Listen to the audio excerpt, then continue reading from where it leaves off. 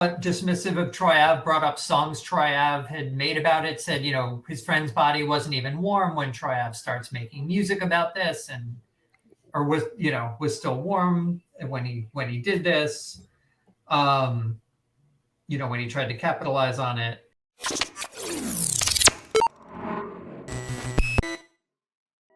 Kenneth Montgomery started off, and sort of big picture, he spent a lot of time trying to discredit the state's two main witnesses, right? Troy Ave and the collaborator, Malcolm, right? So a lot of what he said was devoted to that. In his telling, was the state's entire case. The state, as I'll get to later, had a very different opinion about what their case was, but Kenneth said, look, the state only has these two guys, doesn't have DNA, doesn't have corroborating evidence. And what they're saying is like, we've got these two collaborators. Again, the state has a very different opinion, which I'll get to later. But he kept hammering how Malcolm was a criminal, had a life of crime, was someone you shouldn't believe. This is a standard playbook with cooperators, right? Generally, it's true they are cooperating because they hope to get a lighter sentence.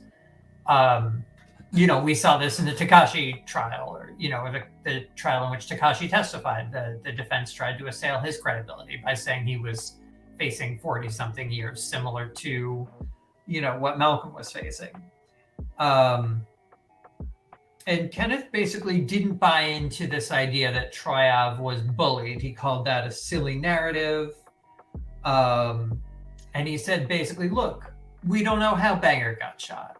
Maybe Troy Ave shot him. Maybe he shot himself. Maybe it was one of the other guys in Troy Ave's posse. We don't really know. And sort of dropped hints throughout that maybe it could have been any of these guys. In an attempt, I'm assuming, to provide the jury with reasonable doubt. Right. He really kind of went at Banga a little bit, which I found a little strange. He said, he called him a strong man. He said, Troy Ave writes songs about Banga assaulting people and shooting at people. And he sort of disparaged the idea that Banga was a security guard. He said, that's this quote, that's this narrative that Banga is somehow security, end quote. So, and also, somewhat dismissive of Troy Ave, brought up songs Troy Ave had made about it, said, his friend's body wasn't even warm when Troy Ave starts making music about this, or was still warm when he did this, when he tried to capitalize on it, and really tried to, again and again really hammer at the credibility of the cooperators, of Malcolm and of Troy Ave, right? Talked about their potential motives, talked about how Troy, which he admitted to, had 2 illegal guns in his car at the day of the Irving Plaza incident. Different stuff like that. Tax the whole time was looking at the jury during the summation, kind of, if you can picture the courtroom, instead of facing the judge, he's kind of looking to the side at the jury box the whole time. And Kenneth also had this thing of like, the state had 6 years, 7 years to find witnesses, and it didn't bring up anyone else who was in that room, right? They had so much time. Why don't they have anyone else? You didn't hear from the other victims. You didn't hear directly from Casanova. You didn't hear from the other people in Troy's entourage. You didn't hear from anyone else in that room. The state has a different take on this and what that shows or doesn't show. Can I stop you? Can I ask you something? Yeah, of course. What was Taxstone? You said he was looking at the jury, correct? Mm-hmm. What was his facial expression? I mean, it was hard to see because his face was kind of angled away, but seemed pretty straight-faced. It wasn't like, wasn't like an ice grill, but he also wasn't like smiling and trying to charm them. I think it seemed to be a pretty neutral expression. But just sort of looking at them, right?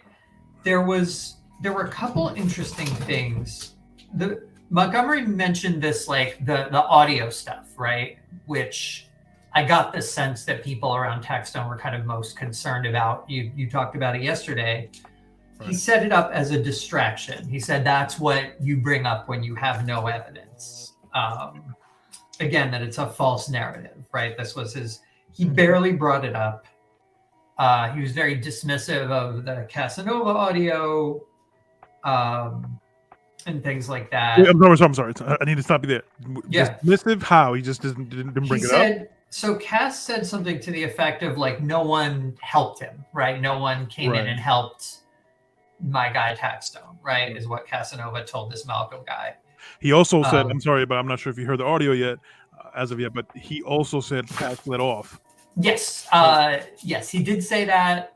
Kenneth Montgomery, to his credit, kind of ignored that part. Oh, okay. And went in on the part about no one helped him. And he said, well, essentially, if Taxstone had a gun, he doesn't need any help. Why would he need help if he had a gun? If it was his gun and he had it, why would he need help? One thing he didn't address was the stipulation agreement where Taxstone said, yes, this was my, this Caltech was my gun. I had it that day in Manhattan. Reasonably enough was something that potentially damning. He sort of only brought it up in passing and in sort of a confusing way that got sort of stopped short, and then he sort of moved on to the next thing. So, I talked about this yesterday, the idea that the state added on a bunch of lesser charges. So how it works is like, is Taxstone guilty of the big thing? If he is, that's the end of it.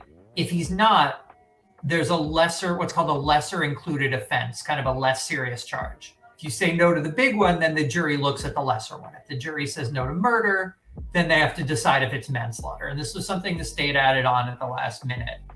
And Montgomery described this as, quote, them throwing everything against the wall, right? And, I got the sense that this was how Taxstone's side was going to view this, and now it's confirmed in open court, right? I think you and I might have talked about this. I forget if it was on or, during the thing yesterday or off air. And something Kenneth hammered on is this idea of intent. And this, if you remember nothing else from all I'm talking about today, remember the word intent, because I think how serious the charges are and ultimately what the sentence is going to come down to this idea of intent, right?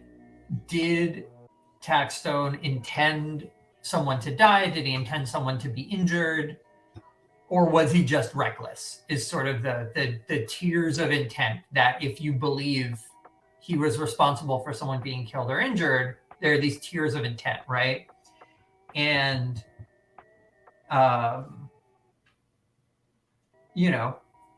Montgomery's idea is like, what he said, quote, what have you been presented with that shows he intended to harm anyone? So Montgomery's going hard in this idea of intent, because he knows basically for his client to be convicted, you have to prove both that something happened and that a certain intent was behind it.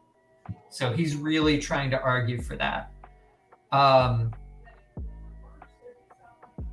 Interestingly, he made an allusion to, there's been tension in the courtroom and outside the courtroom captured on this channel.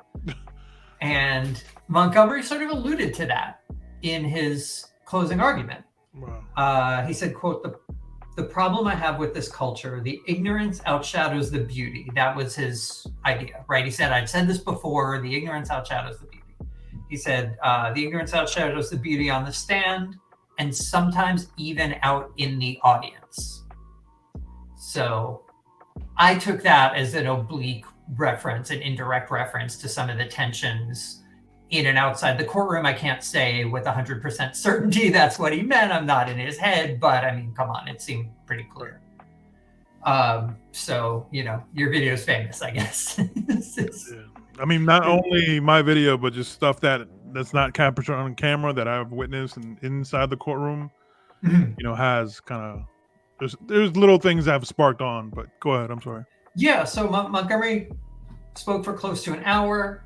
He minimized the witness tampering, bribing stuff, and presented it as basically part of an aggressive defense, and said, well, we don't know who shot this guy. It could have been anyone. It could have been him shooting himself. It could have been someone else in the entourage. We don't really know. And that was sort of the gist of the defense's closing.